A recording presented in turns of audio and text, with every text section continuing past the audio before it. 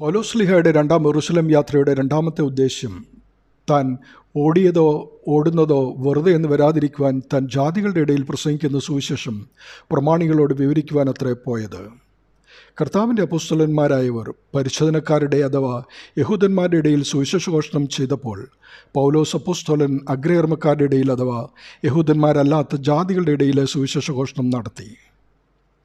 പൗലോസ് അപ്പോസ്തലൻ ഇവിടെ നേരിടുന്ന പ്രശ്നം 63-64 എപ്പിസോഡുകളിൽ വിവരിച്ച സ്നാനം മാത്രം പോരാ, ജാതികൾ പരിച്ഛേദന ഏൽക്കണം, വിജാതിയർ പുറജാതികളാണെന്ന് നുഴഞ്ഞു വന്ന കള്ളസഹോദരന്മാർ നിമിത്തമുണ്ടായ വിപരീത സുവിശേഷത്തെ അതിജീവിക്കുവാൻ യാക്കോബും കേഫാവും യോഹന്നാനും അടങ്ങുന്ന തൂണുകളായി എണ്ണപ്പെട്ടിരുന്നവരുടെ അടുക്കിലേക്ക് ബർന്നബാസിനെയും തീത്തോസിനെയും കൂട്ടി ഓടിയതോ വെറുതെ എന്ന് വരാതിരിപ്പാൻ താൻ ജാതികളുടെ ഇടയിൽ പ്രസംഗിക്കുന്ന സുവിശേഷം പ്രമാണികളോട് വിവരിപ്പാനായി പൗലോസ് യെരൂശലേമിലേക്ക് പോയി.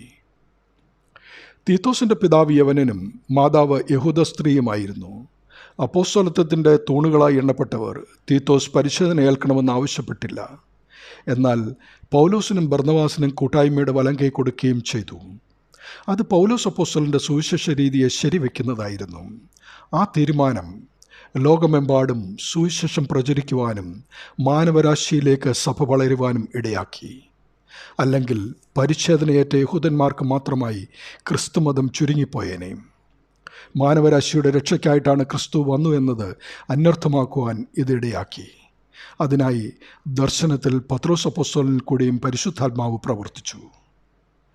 പരിശുദ്ധ പൗലോസ് അപ്പോസ്തലൻ്റെ ക്രിസ്തീയ ദർശനങ്ങളും ഉറച്ച നിലപാടുകളും സുവിശേഷ ഘോഷണവും നമുക്ക് മാതൃകയായിരിക്കട്ടെ.